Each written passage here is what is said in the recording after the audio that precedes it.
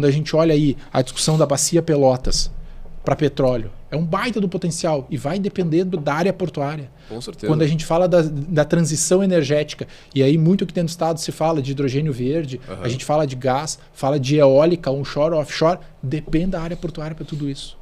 Então, isso são projetos e são potenciais que se tem, que a gente precisa sim seguir cuidando, seguir cobrando dessa boa gestão desse ativo, porque isso pode fazer esse diferencial na implantação dos negócios.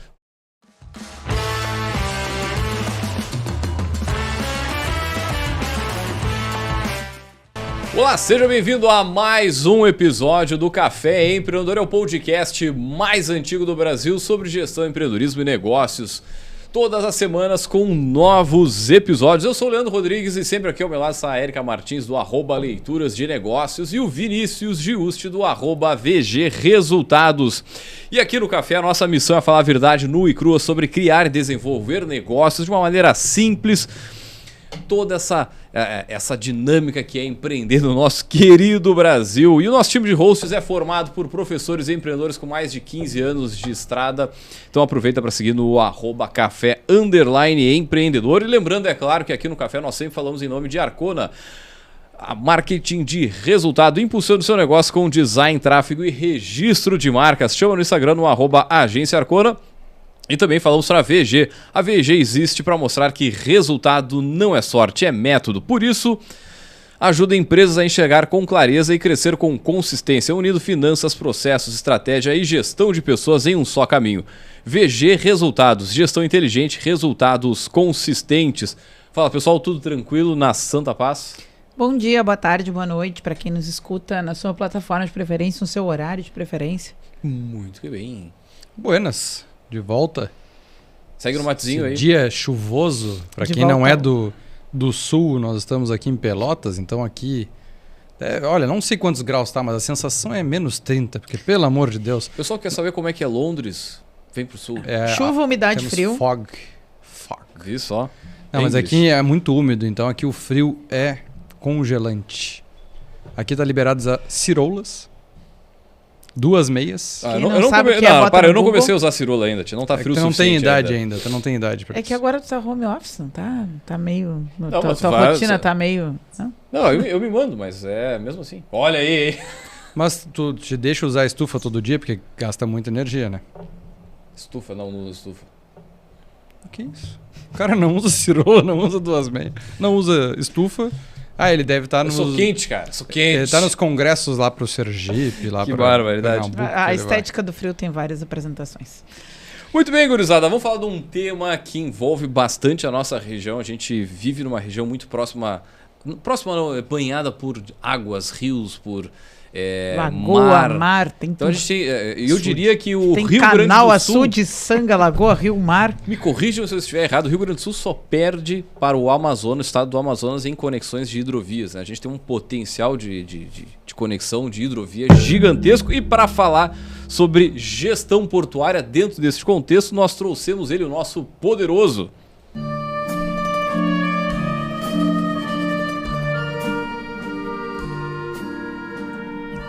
Muito bem, gurizada, para falar sobre gestão portuária, nosso poderoso da semana é o Cristiano Klinger, que já esteve conosco aqui, né, lá em 2016. Vou fazer o túnel do tempo. Programa 22, 24. No programa de número 22, em 17 de outubro de 2015, na nossa saudosa e eternamente lembrada Rádio Cultura, no tempo da transmissão ao vivo no sábado de manhã. O Cristiano esteve conosco falando sobre o PGQP. O que é PGQP? Recupera o episódio para descobrir. Existe ainda? Não faz tempo que eu não ouço falar, né? Programa Gaúcho de Qualidade e Produtividade. Vamos deixar para ele. Isso aí. Vou pesquisar aqui. Bueno. Cristiano, seja muito bem-vindo ao Café Empreendedor mais uma vez, meu amigo. E antes de mais nada, pessoal que não te conhece, deixa eu apresentar aí brevemente quem é o Cristiano. Para quem não ouviu 450 programas atrás, porque nós estamos gravando hoje o episódio número 472, ele veio no 22. Né? Imagino que não mudou na vida deste homem, né? É verdade. Exatamente. Apresente-se. Então, acho que bom dia, boa tarde, boa noite, né? Para todos que acompanham o programa, é um enorme prazer poder voltar aqui a esses microfones para esse bate-papo, né, para essa conversa, mudando um pouco o tema, né? Lá na época falando sobre qualidade, implantação dos programas de qualidade e tudo mais. E agora para a gente falar de gestão portuária, né? Então, quando tu colocas falando da questão das águas, né, tu sabe que Rio Grande é a capital nacional das águas, por ser tão banhada por águas, né, e por todo o potencial que tem. Tem uma lei federal colocando Rio Grande como a capital nacional das águas. Por essa importância e a beleza do que a gente tem, né, de potencial de desenvolvimento econômico, turismo e tudo mais, gastronômico, né, a partir das águas que nos banham aqui a nossa região. Então, por um belíssimo potencial. Mas falando um pouquinho de mim, né, então, sou o Cristiano Klinger, sou formado em administração pela Universidade Católica, depois fiz um MBA em marketing também pela Católica, fiz um mestrado dentro da área da administração, né, que é em desenvolvimento territorial e sistemas agroindustriais pela Universidade Federal aqui de Pelotas. Trabalhei bastante tempo aí dentro da área da gestão, né, com qualidade, com os programas todos de qualidade, como consultor, como professor na universidade e nos últimos quase 8 anos, né, na administração portuária aqui dentro do nosso estado, primeiro como diretor de gestão na superintendência, que é a antiga autarquia, e o primeiro presidente, né, da Portos RS, que é a empresa pública que faz a gestão aí do complexo, né, tendo saído agora recentemente, né, agora há alguns dias, ter saído dessa função. Muito bem, a gente falava aqui nos bastidores antes de começar a gravação do episódio. Nós somos 4 administradores aqui na mesa, né? Se em algum momento nas nossas formações, né, referimos a graduação, mas dá para expandir para pós, para tudo, né, para todos os níveis aí de formação. Se em algum momento se trabalhou algum case ou se ouviu algo específico que tinha a ver com a gestão portuária, né? E nenhum de nós vinha das suas bagagens. E, de novo, a gente vive em um país, claro, a região aqui, né, para quem nos escuta de outros lugares, acho que os guris contextualizaram bem, que é uma região bem posicionada nesse sentido, mas, de forma geral, a gente vive em um país que tem, né, alguma relevância, né, nesse sentido e que tem a questão portuária na sua malha, dentro das suas questões de logística. E quando a gente formado, passa por processos formativos para ser gestor, muito pouco se discute sobre isso, né? E é isso que a gente pensava aqui para esse episódio. Bom, um administrador, né, ou alguém que vai para uma posição de gestão dentro de um porto, se depara com o que exatamente? Né? Quais são os aspectos, o que demanda, o que é a realidade ali, quais são as particularidades de um porto para a gente discutir do ponto de vista da gestão, né? Quando a gente olha, né, e é bem isso, na nossa formação na região, a gente olha e discute muito grandes empresas, mas sempre olhando para uma indústria, né, ou então grandes redes de comércio e tudo mais. E a atividade portuária, ela é uma atividade pouco explorada academicamente, existe, né, e tem um impacto na nossa economia muito grande. Eu ainda digo isso, eu, por ser um rio-grandino, né, na época da faculdade, eu trabalhava em uma agência marítima em Rio Grande. Numa das cadeiras, né, que é a cadeira de logística, pouco ou quase nada se via de logística portuária dentro da disciplina. Eu acabei fazendo o meu TCC na área de logística portuária. Por quê? Porque eu trabalhava numa agência marítima na época, né, levando um pouco para esse lado, mas foi mínimo o contato e olhando essa relação de teoria, prática e tudo mais, muito pouco. E agora, né, dentro desse período, olhando a importância que tem, economicamente falando, para a nossa região como um todo, sem falar, além de olhar da questão do país, né, mas pensando na nossa região como nós estamos hoje e pensando os projetos todos que envolvem a nossa região e dependem da atividade portuária, é uma lástima a gente ter pouca discussão e pouca relação junto, né, com a academia nessa construção toda do conhecimento. Quem está buscando tema para TCC, olha aí.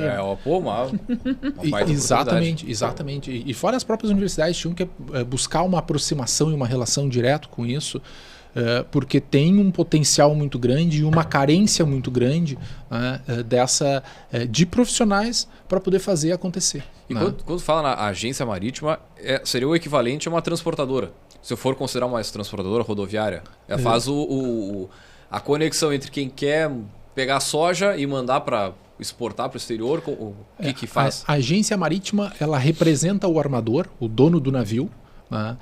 E ela faz o agenciamento da carga. Ela em si não transporta nada. Né? Ela vai contratar, ela vai fazer contato com o produtor, ou com a cooperativa, ou com a trade que tem essa carga, o que foi produzido, vai fazer a relação com o rodoviário, quem faz o transporte rodoviário para trazer essa carga até o porto, né? E vai cuidar desse desembaraço, da relação toda para o embarque da carga e poder chegar no outro porto. Né? Ao chegar no outro porto, vai ter um outro agente marítimo que vai representar, pode ser a mesma agência ou não, né? Mas enfim, tu tem outro representante de outro porto para poder cuidar dessa descarga toda, né? No lugar de destino. Então a agência marítima faz toda faz esse ponto, né? Representando, ele é o representante do armador, do dono do navio, né, para poder fazer essa movimentação. Então tu tem um mercado muito grande de diferentes agentes, diferentes pessoas, né, que fazem parte dessa área portuária. Só como grandes números, né? Quando a gente, e aí o passar pela Covid também nos levou a também identificar um pouco, e aí dentro do estado, o que a gente tem de pessoas trabalhando na atividade portuária. Nós precisamos mensurar isso por toda a discussão, por ser uma atividade primordial, né, que precisava ter a sua continuidade. Nós fomos atrás de número, quantas pessoas tem. E aí diretamente se levantou, era algo em torno de 9.000, 9.500 pessoas diretamente trabalhando na atividade portuária, fora o restante das pessoas de forma indireta trabalhando. Então é um volume de pessoas que envolve, de empresas significativamente. E aí merece esse olhar, merece essa relação. Tá louco. Né? E para quem nos escuta, a função do porto em si, né? Qual é a responsabilidade do porto sobre toda essa cadeia que acontece? Porque como a gente fala, aqui em Pelotas mesmo existe um bairro chamado Porto, mas que de Porto poucas pessoas entendem e aí passa. Eu desde pequeno passava lá muito se passeia para olhar lá na região do Porto, porque é banhada a água, então mas a atividade em si foi acontecer há quantos anos atrás? Ativamente mesmo? Retorno, né? Ela retornou bem forte com o crescimento da CMPC, né? Quando ela colocou em prática e passou a movimentar a história de madeira aqui pelo Porto de Pelotas. Estamos falando aí há 8, 9 anos atrás, 10 anos atrás, vamos arredondar, então, mais ou menos. Mais de 20, 25 anos eu lembro de passar e a atividade era quase mínima, né? Mas despertava aquela curiosidade. Aí tu via lá que passava uma tubulação por cima, Mas eu acho que se perguntar aqui na nossa cidade de 350 mil habitantes, pouquíssimas pessoas vão entender realmente a função que tem o porto e por que ele estava desativado. Qual é a função primária do porto nessa cadeia? O porto é uma rodoviária? Isso eu acho interessante. Uma rodoviária de carga? É, uma rodoviária de veículos terrestres. O porto tem esse espelhamento. Eu acho que essas coisas basilares para ir construindo a discussão. Bom, quando a gente fala de atividade portuária, né, nós temos, primeiro, a autoridade portuária, que é quem regra e quem cuida desse complexo. Né? Então, aqui no estado é a Portos RS. A Portos RS faz a gestão, então, dos portos públicos, Porto de Rio Grande, Porto de Pelotas, Porto de Porto Alegre, e da hidrovia que conecta esses portos. Né? Além disso, existem hoje dentro do estado também 9 terminais arrendados, 22 terminais privados, 2 estaleiros. Então, quando a gente fala de atividade portuária, né, esses são os pontos que fazem essa conexão entre o modal aquaviário com outro modal, que pode ser rodoviário, ferroviário, ou também o próprio modal aquaviário. Né? Pode chegar pela hidrovia, como o exemplo da CMPC, né? que usa toda a hidrovia para poder fazer a sua logística. Então, tu tem esses pontos que faz. Quando tu pega a Portos RS, que é a autoridade portuária dentro do estado, ela cuida da infraestrutura portuária, terrestre e aquaviária, cuida dos portos públicos, da beira de cais, tudo que é físico, é ela que cuida. Operação, quem faz é a iniciativa privada. Hoje, como atividade pública, não existe operação portuária. É 100% atividade privada. Então, na área física, que é pública, os operadores privados que fazem a operação. Então, tu tem a área de armazenagem, o operador faz a requisição do armazém, armazena a sua carga. Quando chega o navio, ele tira da área que está armazenada, faz o carregamento com os equipamentos, com seus equipamentos, né, com equipamentos privados para fazer essa operação. Eles locam só o espaço, nada de operação, nada de pessoas, nada de máquinas. pública, não. Hoje tu tem pessoas públicas que fazem a fiscalização e o controle se toda a regra está sendo cumprida. Então, a regra, a estratégia é feita pela área pública. A operação, ela é privada, inclusive das pessoas. Tu vê funcionário público, tu vê controlando se todas as regras que estão pactuadas estão sendo cumpridas. Se a área que estava sendo delimitada para aquela operação está sendo cumprida. Se a regra de atracação dos navios está sendo cumprida. Quem define tudo isso é a autoridade pública.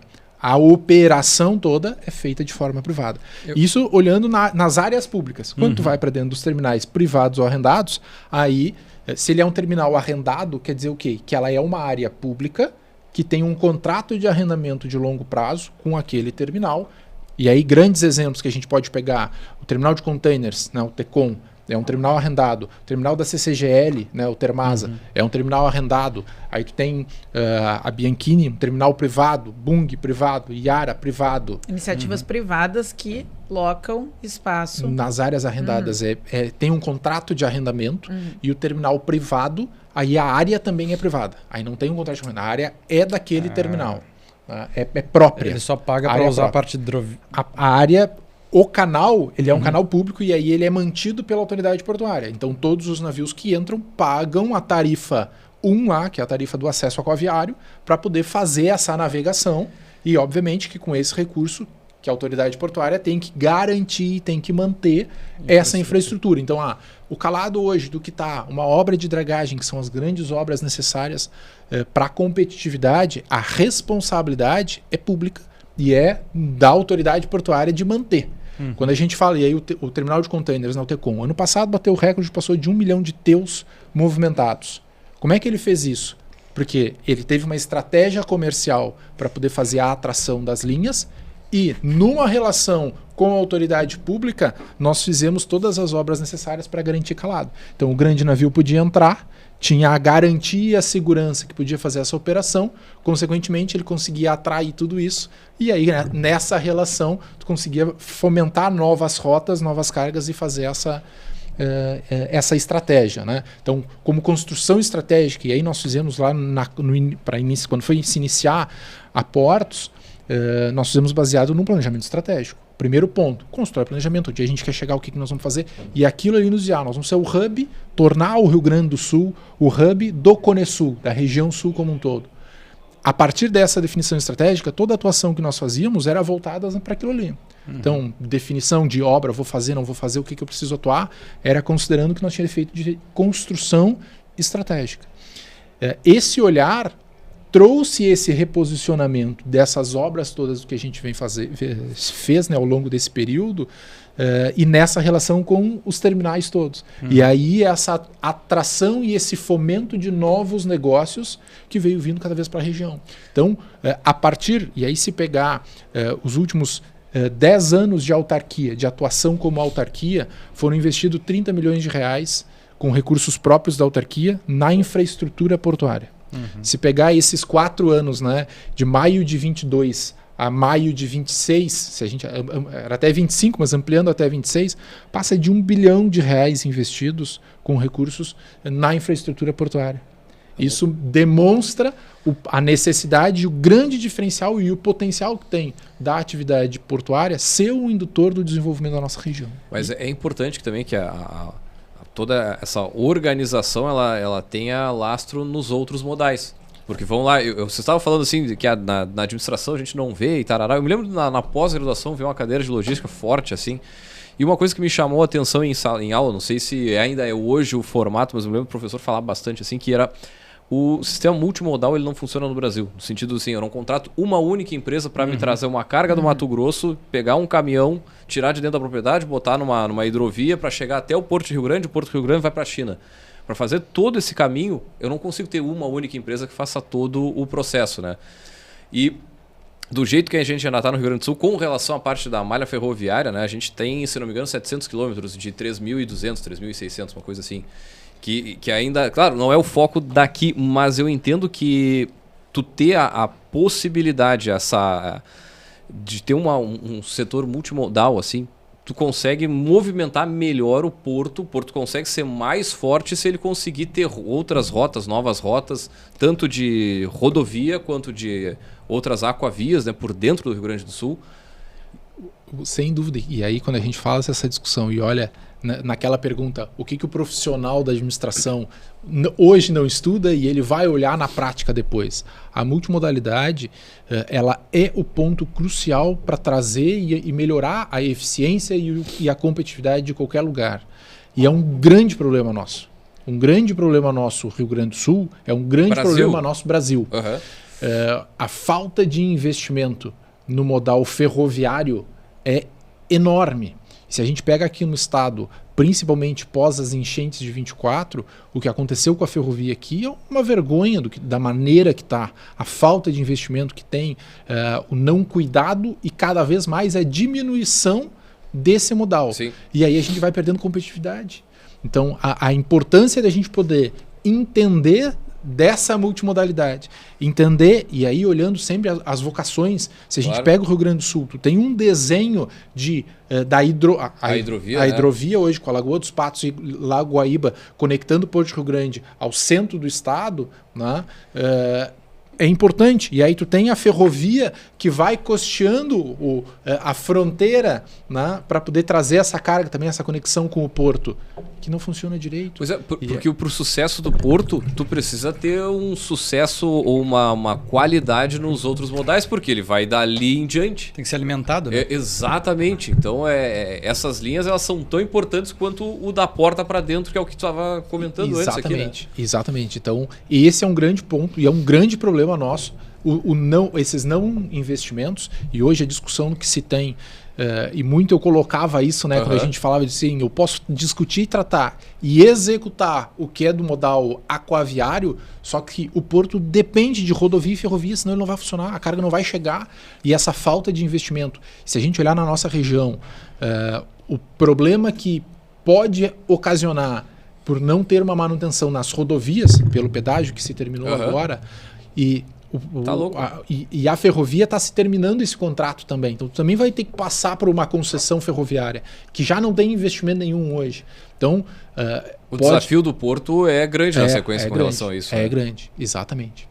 Sabe que tem um negócio, meu avô é político, assim, né? E ele sempre fala de um negócio que é do Duque de Caxias, de 200 anos atrás, que ele diz que o que deveria ser feito no Rio Grande do Sul é a ligação do rio Jacuí com o rio Ibicuí.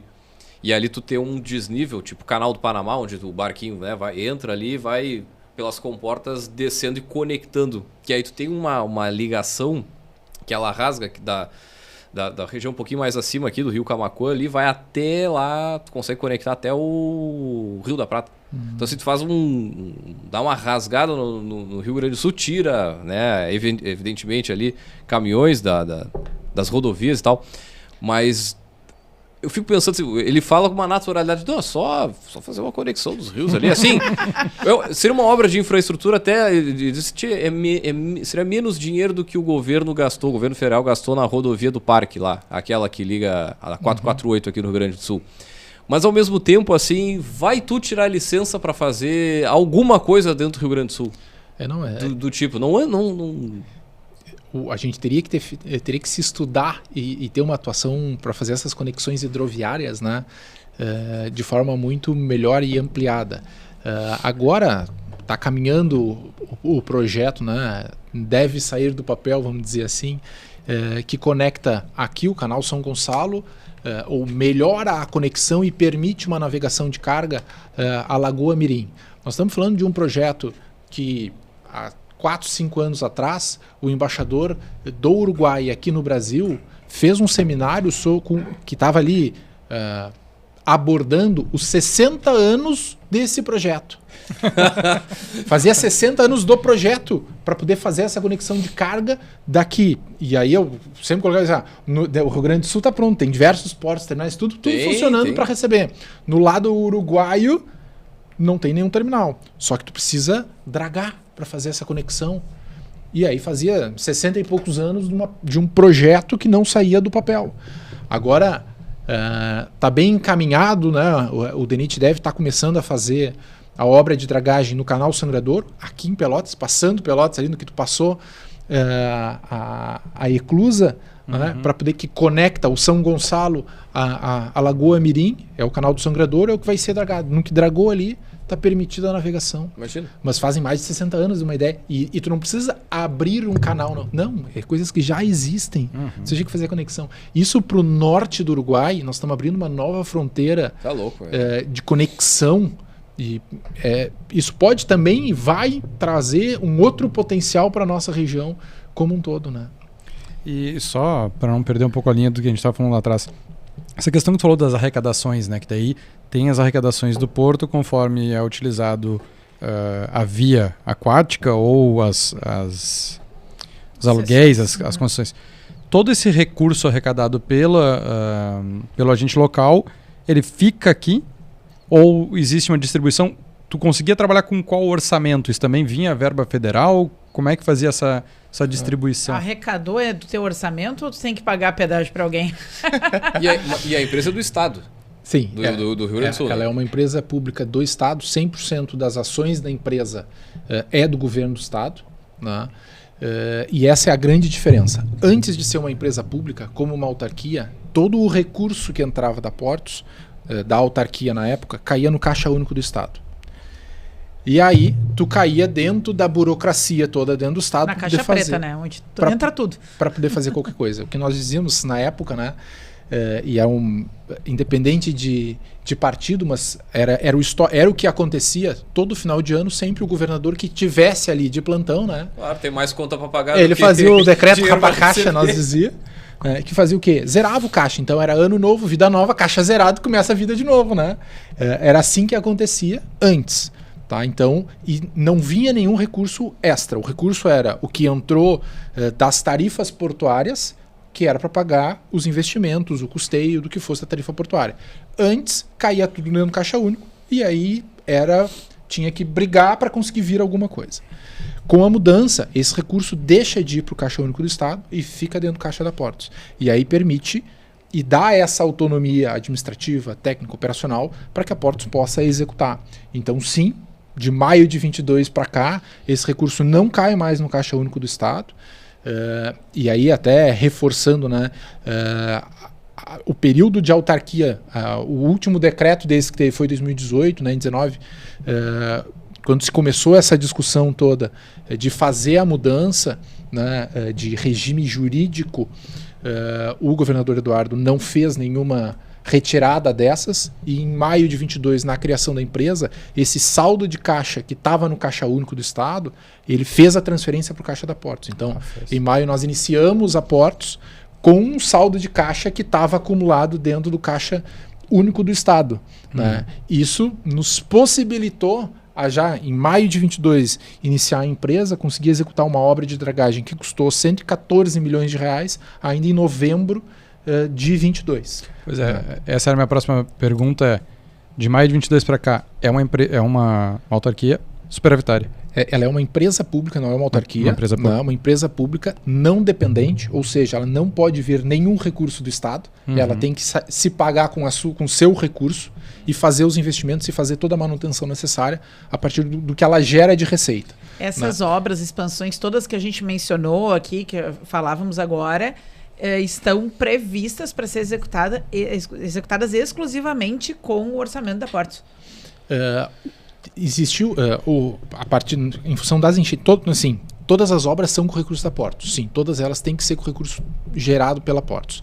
Com a enchente veio uma nova situação, uma coisa que não era esperada, e aí se precisava de recurso extra para poder executar obras que também são extras. Que não era só para os portos também. Né? Exatamente, e não era coisa rotineira. Né?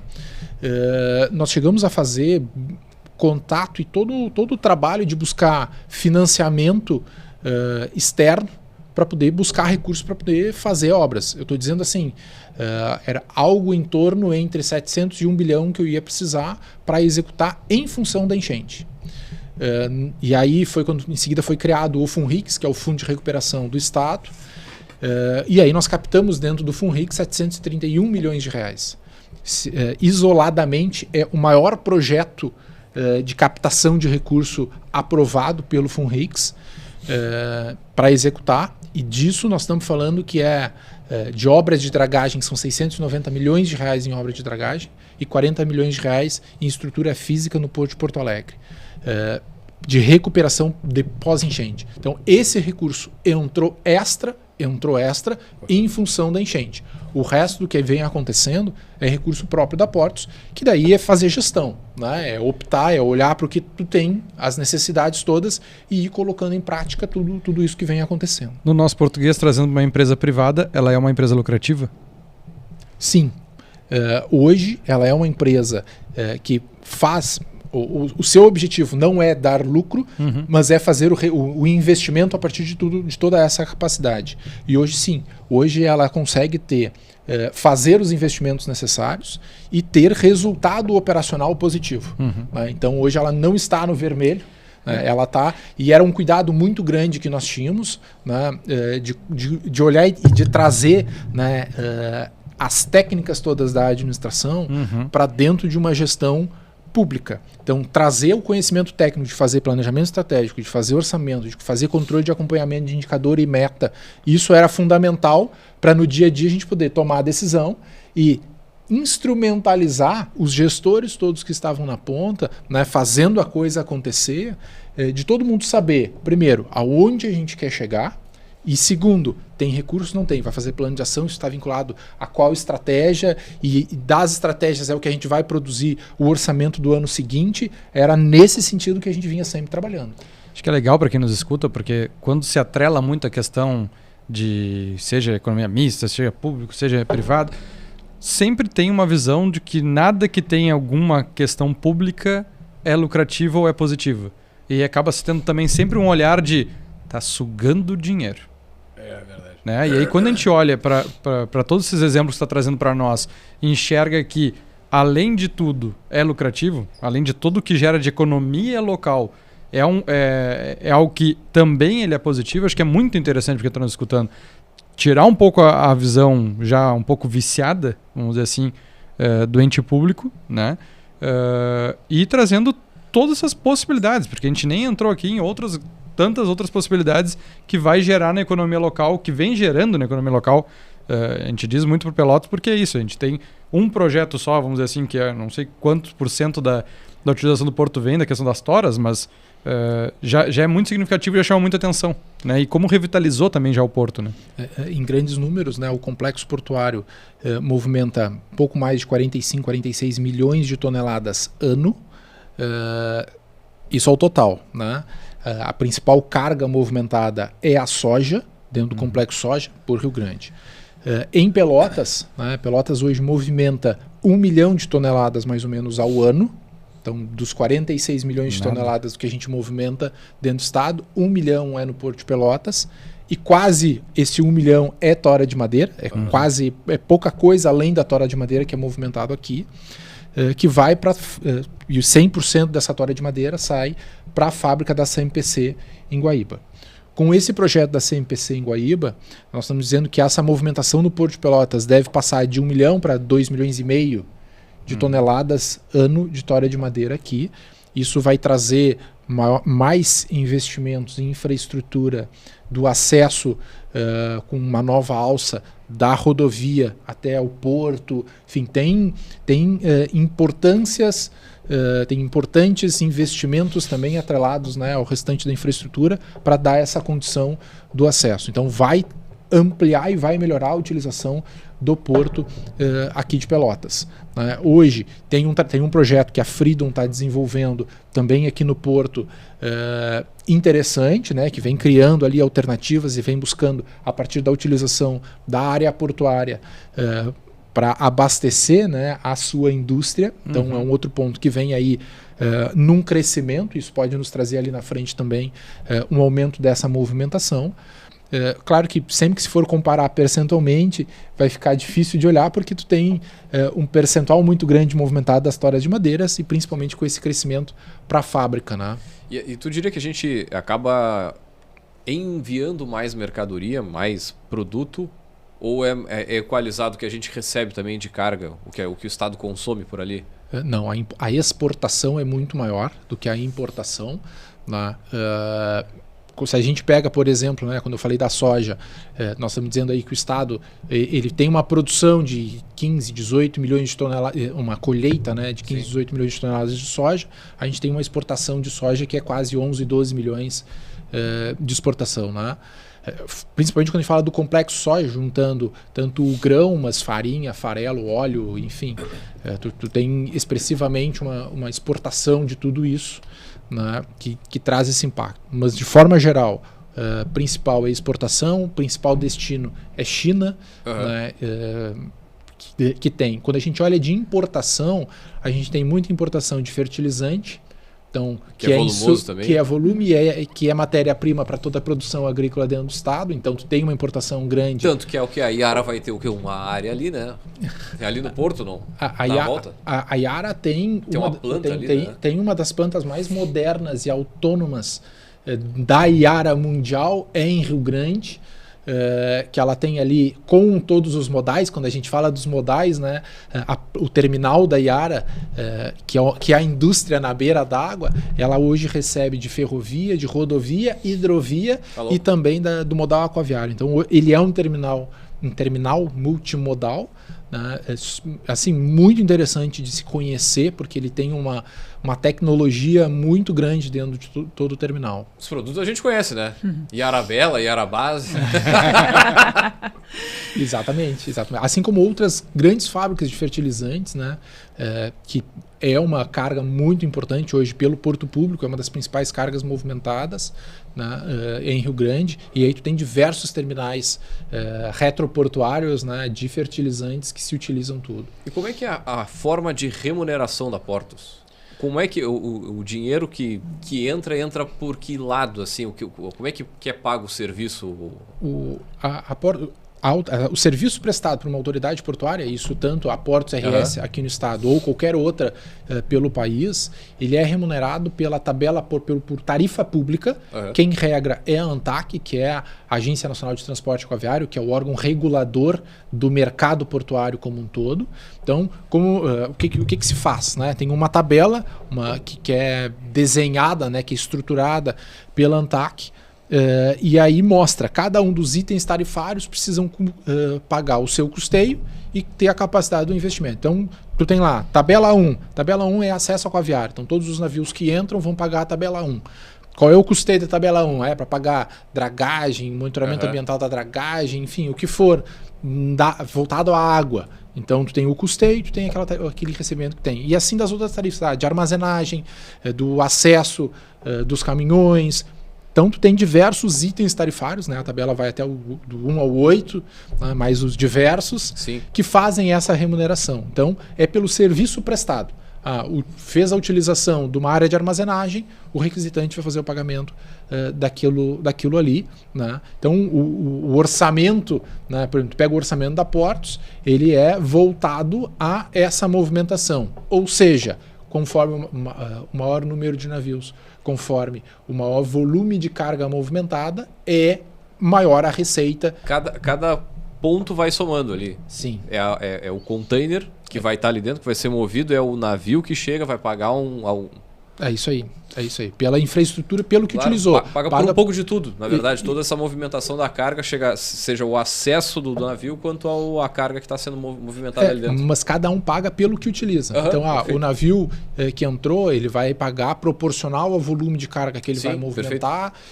O container só vai pagar a área de container, não vai pagar a área de armazenagem que o grão fica, né? Então, é tudo separado. E aí, alinhando, né, a discussão da técnica, a importância de tu ter também a gestão para conhecer bem teus custos é fundamental, porque daí tu consegue ajustar e precificar corretamente, porque uma das coisas que a ANTAC também fiscaliza é que tu não pode fazer um subsídio cruzado, ou seja, eu não posso pegar recurso de uma tabela para custear um investimento de outra tabela. Em outras palavras, assim, vem aqui usar o de Rio Grande, não uso, sei lá, o de mais próximo, vou chutar que seja Santa Catarina ali, o de Itajaí. Vem para cá usado daqui, não usa de Itajaí, que aqui é mais barato.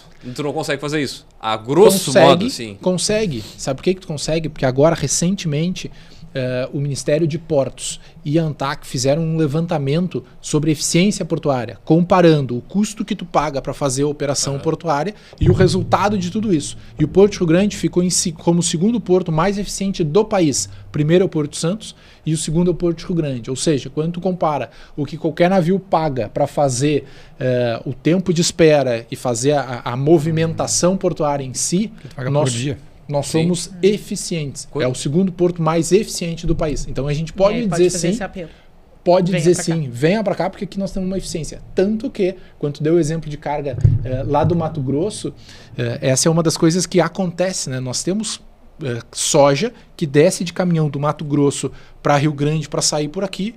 Por quê? Pela eficiência. O custo, o tempo que o navio fica esperando fora de barra para entrar, ou a gente não tem ou é muito pequeno, se comparar com qualquer um dos outros portos. Então, consequentemente, o custo é menor, tu tem o tempo dessa movimentação maior, e aí vale a pena tu trazer isso e fazer essa movimentação. Tá, dando um exemplo, assim, tu vai chegar um naviozinho, tá chegando aqui no Porto de Rio Grande, tá? Pegou uma tempestade ali, o negócio não conseguiu chegar, não atracou. Aí a carga da Érica ali tá aguardando, a soja tá ali parada no pátio 1-2 dias, porque ele vai a Santos, depois ele volta para cá, não pode ficar parado, né? Todo esse custo, quem é que paga o custo de não conseguir atracar e não conseguir despachar o que acontece assim, o navio, se ele chegou no Porto Rio Grande, teve a tempestade, fechou a barra, ele não pôde entrar, ele não vai para Santos e volta. Ele fica e espera esse um dia aqui e entra e faz essa movimentação. O custo desse um dia a mais dele ter esperando, a carga vai pagar isso aí. Certo? A carga ela é penalizada, vamos dizer. É isso que aumenta o custo do particular. É isso. Então, dessa operação. Entrou mais não sei quantos $1.000 nessa conta em função do navio ter ficado parado esperando lá. Aí a importância dos investimentos e da gestão. Quando a gente olha para tudo isso e traz tecnologia, traz informação, tu traz cada vez mais subsídios para tomar a decisão e dá a confiança para dizer que o navio vai poder entrar, que daí tu tira alguma subjetividade e tu consegue trazer para a tecnologia para tomar a decisão. E isso faz a completa diferença, até para poder atrair investimentos, né? Deixa eu fazer uma pergunta, a gente, né, falou muito desse macro, falou muito dessa operação aqui, da realidade do Estado, e eu acho que isso é super rico, aí eu acho que a gente transcendeu a barreira do gestor, eu acho que quem nos escuta e tem um olhar para a logística do seu negócio e trabalha, né, com questão de produto, eu acho que não tem como, né, passar ileso de um episódio como esse. Mas voltando de novo para a tua experiência como gestor, quando tu te sentou lá para trabalhar e aí, né, teve que acionar o administrador Cristiano, assim, qual foi a coisa que tu olhou e pensou, gente, eu não fazia ideia que isto era assim ou que eu precisaria lidar com este tipo de coisa, né, em termos de decisões gerenciais, assim, conta pra gente um pouco dessa vivência. Bom, quando eu entrei como diretor de gestão administrativa financeira em 2019 na autarquia, né? Foi primeiro assim, olha, quando tu entra dentro desse, eu sempre tinha trabalhado na iniciativa privada, minha primeira experiência diretamente na área pública, e aí como diretor de gestão administrativa, então precisava tomar as decisões, ter esse conhecimento e onde está toda essa informação? Como é que tu busca isso? E não tinha informação, não conseguia encontrar as coisas, sabe? Então o primeiro choque de realidade, digamos assim, foi conseguir olhar assim, tá, mas eu preciso ter... Cadê o orçamento para tomar decisão? Não tem. Isso está vinculado lá com tal área dentro do Estado. Isso está espalhado não sei aonde aqui. Tá, mas qual é o objetivo das coisas que querem fazer? É a operação do que está acontecendo. Tá, mas quer chegar aonde? E isso não no final do dia. Eu ia dizer, e amanhã de manhã. Quer abrir amanhã de manhã. Então, e aí era assim, era pelo incêndio de cada dia. Então esse foi o primeiro olhar, assim, só um pouquinho, vamos lá. Como é que um negócio desse tamanho... dessa importância tá assim, né? Cadê o cuidado com tudo isso? Isso era 2022? 18. Acho que cadê 19, início de 19. Então, cadê gestão, né? Cadê a gestão? De novo a gente volta para isso aqui. Essa conversa ela é mais naturalizada para a gente e para pessoas que nos escutam aqui, né? Principalmente que transitam por essas áreas, porque a gente olha o mundo a partir dessa lente. né? Mas talvez para pessoas que estavam operando lá, ou para a realidade de muitos órgãos públicos, né? Não é um demérito dessa realidade, né? Se distancia muito isso. E a gente questionava muito isso, e aí ressaltando o servidor público que estava lá na ponta cuidando da operação do dia a dia, eles dizem, não, mas independente do que se sabia ou não, nós fazíamos o dia a dia acontecer. Então a operação estava acontecendo, nós não tinha problema nessa operação. Tinha um monte de problema de falha, faltava isso, aquilo, mas a operação estava acontecendo, a carga estava sendo movimentada. Mas precisava ter gestão para poder melhorar tudo isso. Então o grande desafio foi de poder trazer gestão para dentro de tudo isso e pensar assim, olha, como é que a gente tem um serviço que é público, prestado com uma qualidade melhor. Vamos trazer técnica para dentro de tudo isso. Vamos olhar como é que a gente faz gestão a partir do não conhecer as coisas do que estão aqui. Então esse foi o grande desafio inicial. E aí, em paralelo a tudo isso, né, se olhar e dizer, mas tem que ter um modelo diferente. Não dá para ser dentro desse modelo. E aí a questão da necessidade da mudança, de sair de uma autarquia e ir para dentro de uma empresa. E atuar como uma empresa. Então toda a construção e a possibilidade, né, de estruturar toda a empresa para poder colocar em prática, quando a lei foi aprovada, autorizando, né, o Estado a criar a empresa Portos RS, nós tínhamos quase 120 documentos escritos dos regramentos do que precisava ter, de estatuto às regras de compliance, eram 120 documentos que nós tínhamos escrito previamente para poder, no dia 1 da empresa, saber como é que ela funciona. Como é que uma empresa vai funcionar? Está aqui. Tinha 120 documentos escritos. A partir disso, claro, foi melhorando, foi estruturando, né, foi ajustando, mas é isso, é trazer procedimento operacional padrão, é tu trazer coisas básicas para o dia a dia, para demonstrar, não, é assim que a empresa vai funcionar. Aí a empresa virou, começa a atuar a empresa e aí tu consegue, na briga de botar em prática tudo isso, né? Não é pouco. Pô, não, tu fica falando, pensando o tamanho da bronca, né, cara? Do negócio em si, dos valores que gera ali, da importância que isso tem pro Estado, pro Brasil aqui, tá louco? E como potencial de geração e ampliação de desenvolvimento.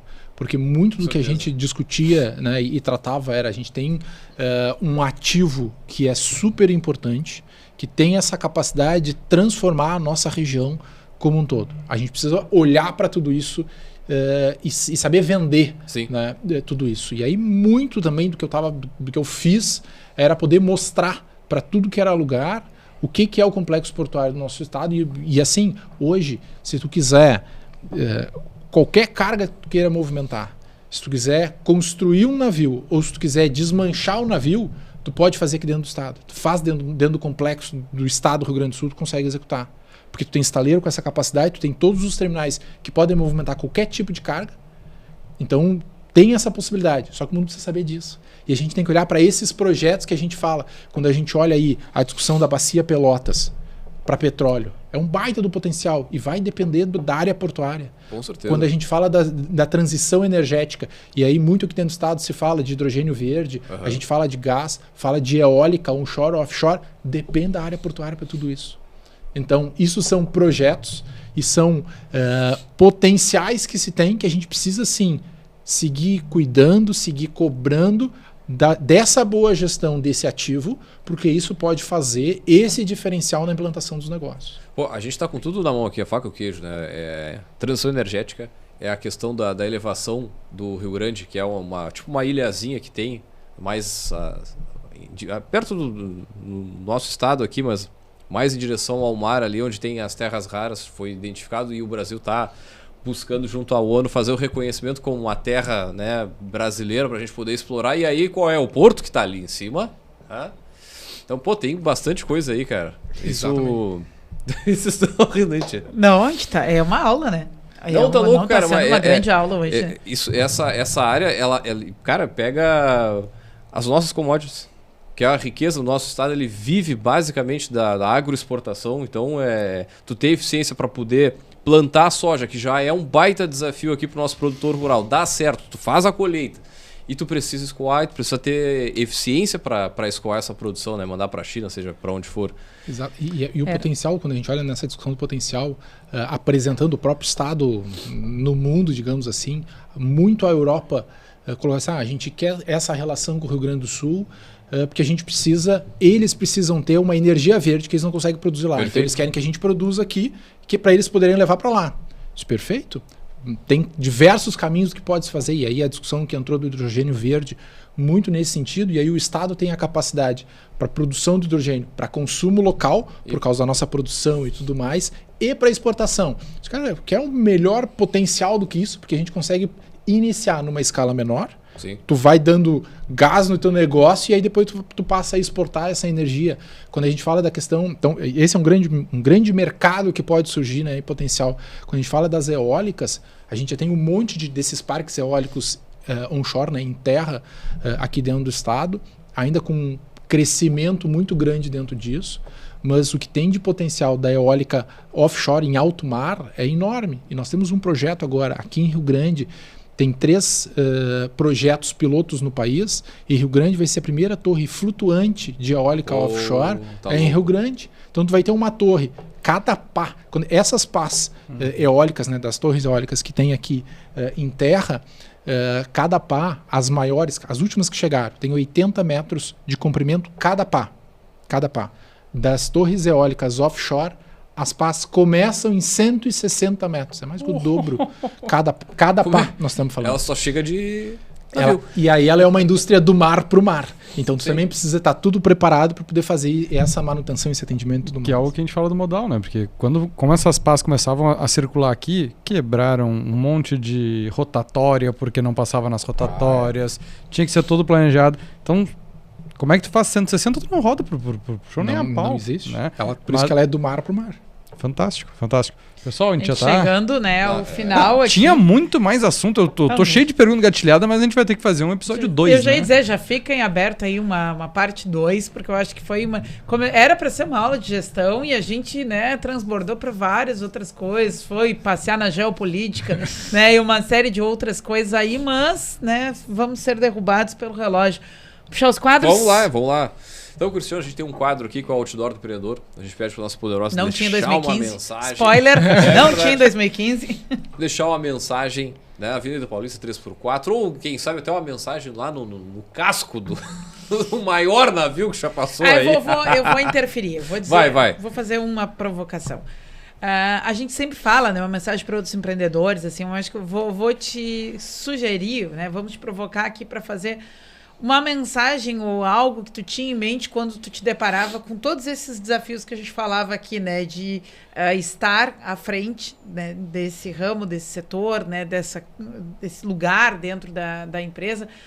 O que tu pensava, né? O que tu tentava, né, levar como um parâmetro? O que te marcou como gestor? Alguma coisa assim de dicas, né? Mas enquanto tu pensa, a gente faz os outros quadros, depois devolvemos a bola para ti e finalizamos aí. Muito bem, gurizada. Então vamos chamar agora o que Gotas de inspiração.